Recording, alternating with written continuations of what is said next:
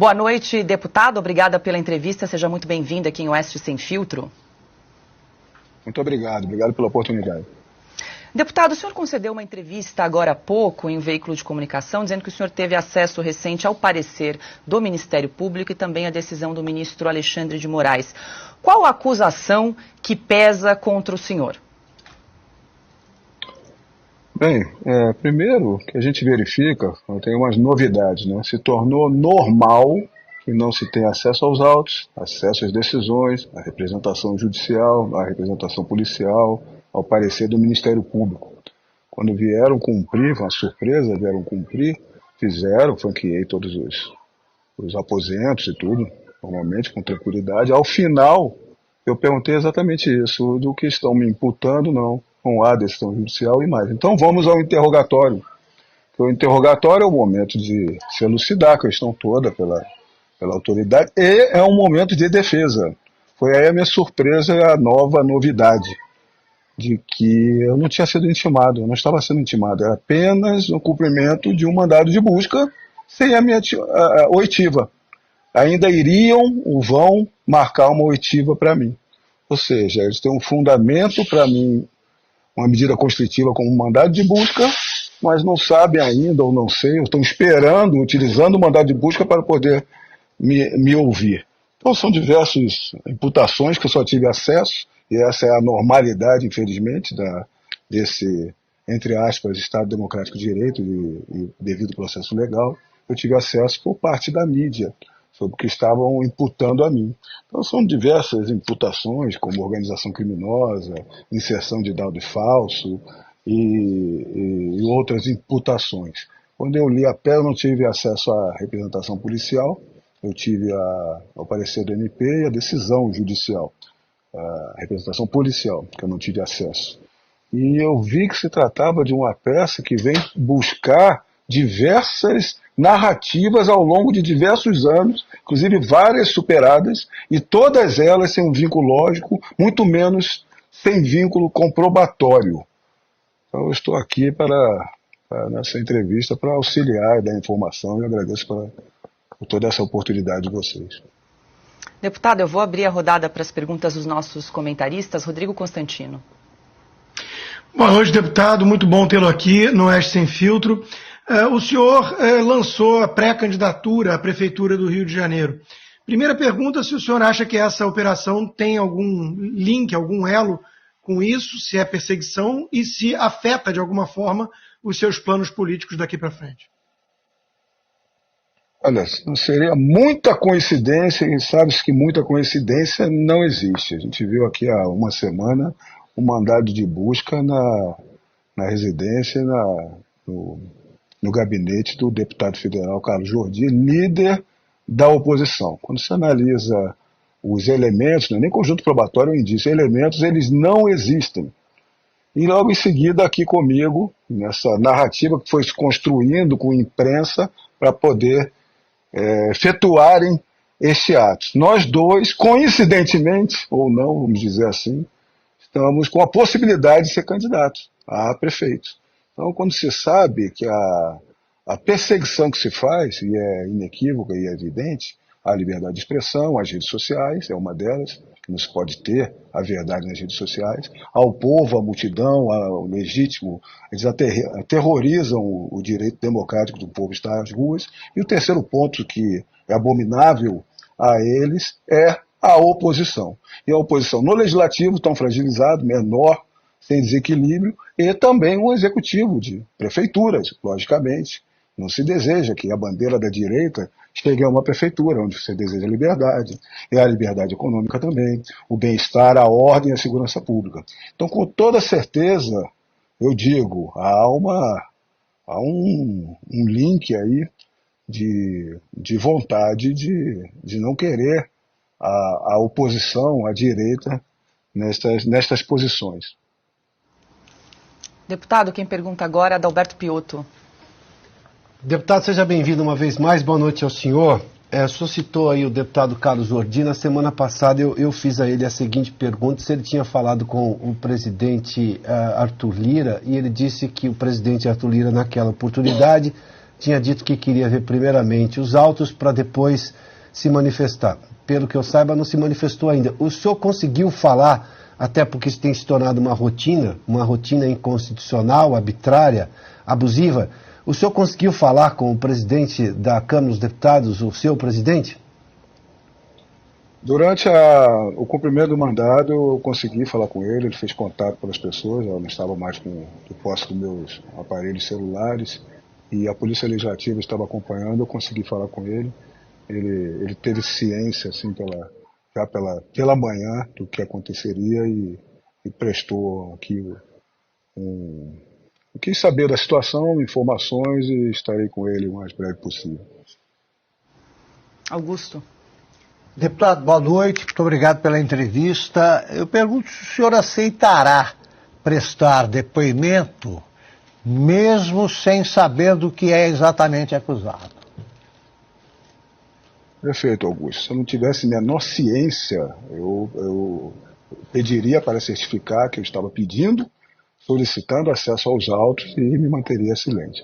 Mas como já houve a divulgação pela imprensa, e parece que agora já houve uma divulgação de retirada do sigilo, eu pedi aos advogados para ter esse contato, porque parece que são uns autos físicos apenas, e nós teremos a possibilidade. Então eu acredito que no momento da oitiva eu já esteja de posse de pelo menos parcela para poder saber o que imputam a mim, poder fazer todas as explicações.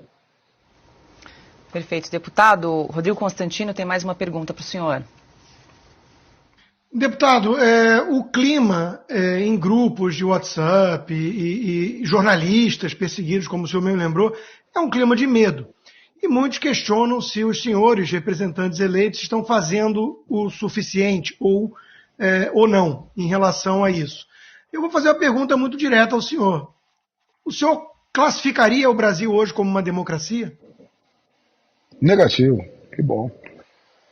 Nós estamos já consolidado o autoritarismo com legitimação da grande imprensa, o que é pior. No caso que ocorre comigo, esse sistema ele foi adquirido por diversas instituições, inclusive estaduais.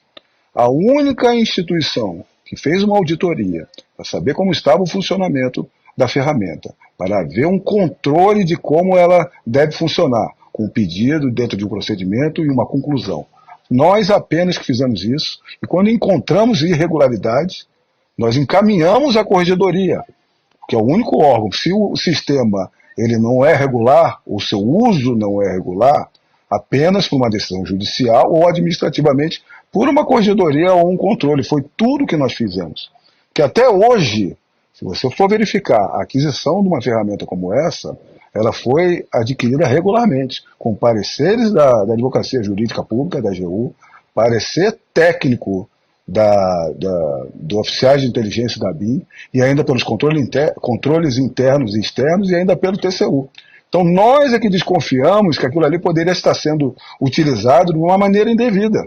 Fizemos todas as correições extraordinárias, específicas e corregedoria. Então, o único órgão, a direção-geral, que foi para dentro do que oferece essa ferramenta, se ela é bem utilizada ou não. E esse único órgão, com os dados dos nossos trabalhos que ensejou essa investigação, como é que essa investigação se vira com a pessoa que está fazendo o devido controle, se isso não é uma perseguição? Quando se olha o material que foi composto, são palavras contundentes, que assustam as pessoas, você está investigando tudo. Então é uma ferramenta que faz uma localização grosseira, não é uma localização imediata. Vai dizer se você está em Copacabana, se está na Barra da Tijuca, se está em Brasília ou não. Isso só facilita o trabalho de quem vai fazer vigilância. Não faz interceptação, adentramento nenhum. Então, se ela é ilegal, tem que ser decidida. E como ela deve ser trabalhada. Não foi o que foi feito. Foi exatamente como nós estávamos preocupados e nós procedemos às correções devidas. Se isso não é uma perseguição, atacar justamente uma autotutela da administração pública que um diretor-geral fez da sua própria caneta, da sua própria assinatura, fez todos os procedimentos, assinaturas, para reivindicar de quem o trabalho que estava sendo feito. inclusive quando nós não estávamos recebendo as notícias de como o trabalho estava sendo feito num setor específico, só contido e lotado de servidores da ABIN, oficiais de inteligência, e não policiais federais que eu levei para lá, não tinham acesso, nem gestão, nem execução, nem senhas de acesso. Quando eu fiz esse contato, não me foi passado, eu exonerei o diretor e encaminhei a corregedoria. Então nós fizemos todo o trabalho correto, nós temos documentação para isso, e agora sofremos essa medida aqui. Então, se não for perseguição, eu não entendo mais o que está... Não, a gente já está ciente, né, do que está acontecendo com o nosso ordenamento jurídico, com a nossa segurança jurídica. Deputado Alexandre Ramagem, eu vou pegar uma carona na pergunta do Constantino, que falou sobre democracia, porque a nossa comentarista Ana Paula Henkel está na audiência assistindo essa entrevista também e mandou uma pergunta aqui para o senhor, então vou aproveitar para fazê-la nesse momento. Ela pergunta se agentes da Polícia Federal podem se negar a cumprir ordens inconstitucionais sob a alegação aí de preservação e proteção da própria Constituição. O que ocorre é bastante complexo. Vem uma decisão judicial para um cumprimento de mandado. Você não pode punir uma equipe que está indo cumprir esse mandado. É dever, sim, das corregedorias da Polícia Federal, por exemplo, Corregedoria Geral e as corregedorias das superintendências regionais, notarem se está havendo alguma irregularidade, alguma arbitrariedade, alguma violação às garantias fundamentais. A própria negativa, isso se tornou comum, negativa de acesso aos autos é uma delas. Então, se está vindo um comando, tem que ser pedir uma retratação, pedir uma reconsideração e auxiliar e encaminhar ao Ministério Público, por exemplo, a uma AGU, que trabalha com os controles. Então, o que se nota é que toda a nossa comunidade jurídica, de juízes de primeiro grau, de advogados privados e públicos, promotores, defensores e delegados que trabalham com direito, estão quase que coniventes com isso, ou estão assistindo sem, ao menos, fazer alguma proposição de que o que está vindo de inquéritos inconstitucionais quanto à sua abertura, inquéritos que você não tem acesso, inquéritos do fim do mundo que não encerram nunca e não devem se encerrar. Qual a transparência dessas questões? Violação de todo o sistema acusatório. O juiz é quem investiga, é quem acusa, é quem julga, inclusive de fatos que ele participa. Ou sem respeitar competências de primeiro grau, de último grau, ou quanto à pessoa. Então as irregularidades são diversas. Eu estou falando em genérico de tudo que está acontecendo. No caso aqui, é verificar que a pessoa que está fazendo as correções é a pessoa que está sendo investigada. São 30 mil logs que falam que colocaram, o diretor-geral que está pedindo 30 mil logs, que fosse alguns, mas eu que estou fazendo correção no sistema, eu vou ficar pedindo alguma coisa para o sistema? Negativo. Eu queria uma boa utilização do sistema e parece que estou sendo punido porque toda essa investigação foi feita pela publicidade que a gente deu do sistema de não ser tratado corretamente. Perfeito. Nós conversamos com o deputado Alexandre Ramagem. Obrigada pela entrevista. Uma boa noite. Eu que agradeço. Muito obrigado a todos.